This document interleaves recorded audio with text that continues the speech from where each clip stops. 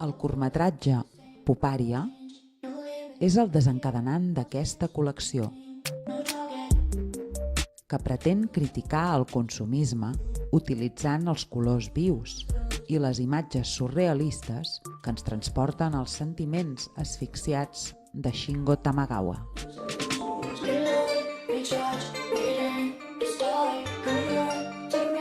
Without a destination, like a boy on a